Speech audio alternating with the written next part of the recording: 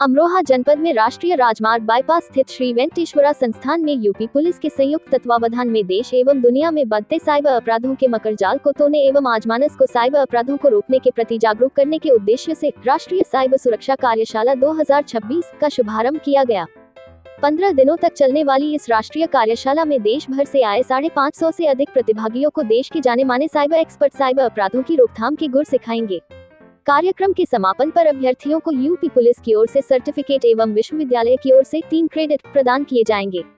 बृहस्पतिवार को श्री वेंकटेश्वरा विश्वविद्यालय संस्थान के डॉक्टर सीवी रमन सभागार में राष्ट्रीय साइबर सुरक्षा कार्यशाला 2026 का शुभारंभ मुख्य वक्ता cyber expert Amit Dubey, police अधीक्षक लखन सिंह यादव, प्रतिकुलाधिपति डॉक्टर राजीव त्यागी, अपर पुलिस अधीक्षक अखिलेश भदौरिया, डिप्टी एसपी अंजलि कटारिया, कुलपति कृष्णकांत दवे, वित्त निदेशक युवराज सिंह आदि ने सरस्वती मां की प्रतिमा के सन्मुख दीप प्रज्वलित करके किया। इस अवसर पर जुबिलेंट इनग्रेविया लिमिटेड में निदेशक जनसंपर्क सुनील दीक्षित, कुल सचिव professor Piyush Pandey, doctor Rajesh Singh, doctor Suman Kashyap, doctor Anjali Bhardwaj, doctor Neetu Panwar, doctor Ashiya Wahid, doctor Shilpa Raina, doctor Manish, cyber expert Bhanu Sharma, doctor Vikas Pandey, doctor Amit Kumar, Meerut परिसर से निदेशक डॉक्टर पंकज, मीडिया प्रभारी विश्वास राणा आदि उपस्थित रहे। उद्घाटन सत्र के बाद प्रतिकुलाधिपति डॉक्टर राजीव त्यागी ने सभी अतिथियों का आभार व्यक्त करते हुए पुलिस अधीक्षक लखन सिंह यादव के साथ मिलकर स्मृति चिन्ह भेंटकर सम्मानित किया। राष्ट्रीय साइबर सुरक्षा इंटर्नशिप प्रोग्राम में जुबिलेंट भरतिया फाउंडेशन, ट्रिनेट एवं सीरियम सॉल्यूशन मुख्य सहयोगी रहे। खबरदार 24.com के लिए नवनीत अग्रवाल। नोएडा पुलिस के पास एक स्टार्टअप की उनको डीडोस अटैक हो रहा है और उनका सर्वर डाउन हो जाता है डेली। तो जो वहां पर एसएचओ है बलजीत, उन्होंने कहा कि तो हम क्या करें। बोले ढूंढिए कौन कर रहा है। उस कंपनी में महेंद्र सिंह धोनी का पैसा लगाया तो मुझे कॉल आया, धोनी जी का भी आया, फिर कमिश्नर का भी आया कि यार कुछ कर लो। तो मैंने उस सीईओ से पूछा, मैंने कहा कि आप एंटी डीडोस सिस्टम यूज क्यों नहीं करते। डीडोस अटैक भी ऑल नो,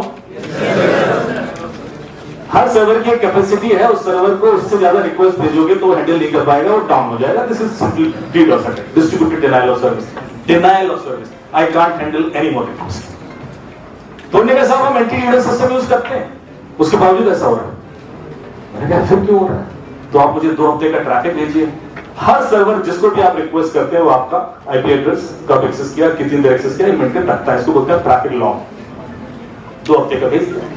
मैंने देखा ट्रैफिक कहां से रहा, तो दिल्ली, नोएडा, गाजियाबाद, फरीदाबाद यहीं से आ रहा है, दिल्ली एनसीआर से। इसमें से 22 आईपी एड्रेस मैंने निकाल लिए कि नोएडा के कौन से हैं। IPv6 क्यों निकाले, क्योंकि मैं एग्जैक्ट यूजर तक तुरंत पहुंच सकता हूं। करेक्ट। 22 आईपी एड्रेसेस को मैंने ऑपरेटर को भेजा, तो मुझे उनके मोबाइल नंबर आ गए, उनको कॉल किया कि भाई आप लोग इस सर्वर को क्यों एक्सेस करते हैं। तो मैंने कहा हम तो नहीं करते, हमने तो कभी इस सर्वर को एक्सेस ही नहीं किया।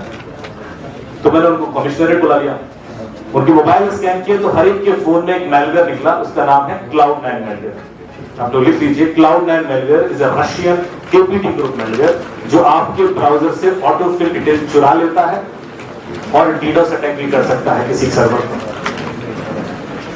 तो एक रशियन एपीटी ग्रुप एक नोएडा की स्टार्टअप के पीछे क्यों पड़ा हुआ, ये बड़ा अजीब था।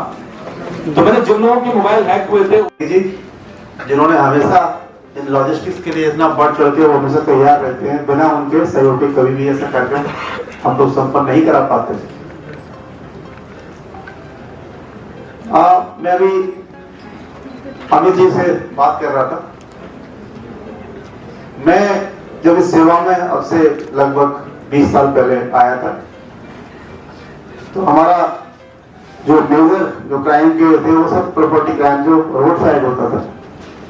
हम लोग कि सब ये गैंग, फलाने माओ ये गैंग है, और वो सब उस पर काम हम लोग किया करते थे। पर पिछले मुश्किल 5-6 सालों में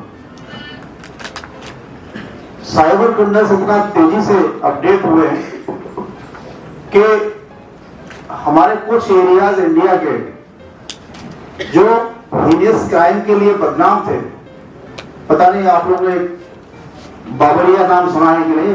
बाबरिया गैंग होते हैं, वो बहुत ही ब्रूटली घटनाएं किया करते हैं, वो लोग किया करते थे, अब तो थोड़ा कम हो गया। वो घरों में घुस के और उनके मर्डर्स करके लूटपाट किया करते थे। उनका एक स्पेसिफिक एरिया है जो हमारा मेवात वाला रीजन है।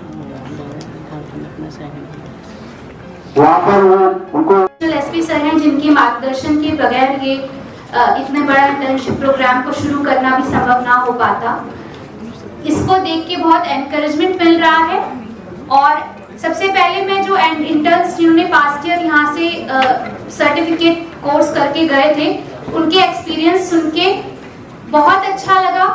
जो परिकल्पना थी पिछले साल वो साकार होती हुई, फलीभूत होती हुई नजर आ रही है, क्योंकि इस जो इंटर्नशिप प्रोग्राम है इसका जो कॉन्सेप्शन है वो यही है कि डिजिटल वॉलंटियर्स तैयार हो, साइबर वॉरियर्स का पूल तैयार हो। तो वही फलीभूत होता हुआ दिख रहा है। अभी जो लव चौधरी थे जिन्होंने अपना एक्सपीरियंस बताया कि कैसे वो लखनऊ में काम कर रहे हैं डीसीपी सर के साथ और साइबर केसेस सॉल्व कर रहे हैं, इसी तरह से दिल्ली, मुंबई, हैदराबाद समेत बहुत सारे लोग आपको साइबर के गुण सिखाएंगे, एक्सपर्ट्स आपको साइबर के गुण सिखाएंगे। बहुत ज्यादा ना कहते हुए मैं आप सभी लोगों को ढेर सारी शुभकामनाएं फिर से प्रेषित करता हूँ इस आशय के साथ कि जब भी आप यहाँ से जाएंगे तो ये आपके जीवन की सबसे यादगार कॉन्फ्रेंस इंटर्नशिप प्रोग्राम में से एक होगा। हम अपने आदरणीय समाध्यक्ष श्री सुधीर गिरी जी के शानदार दिशा निर्देशन में एक बार पुनः आप सबको देश के विभिन्न कोनों से आए सारे अभ्यर्थियों को वेलकम करते हैं, आपका अभिनंदन करते हैं, स्वागत करते हैं और आपको पुनः आश्वस्त करते हैं कि हम और हमारी टीम इस इंटर्नशिप प्रोग्राम को सफल बनाने के लिए कोई कसर बाकी नहीं छोड़ेगी। और सब मिलकर जब 15 दिन बाद, 12 दिन बाद, 2 सप्ताह के बाद हम मिलेंगे तो आप एक नए, ना सिर्फ एक सर्टिफिकेट के साथ, ना सिर्फ 3 क्रेडिट्स के साथ, बल्कि एक साइबर योद्धा के रूप में डेवलप होकर जाएंगे। इसी शुभेच्छा के साथ आपको बहुत बहुत शुभकामनाएं। जय हिंद, जय भारत, जय श्री वेंकटेश्वर, जय आदिवासी।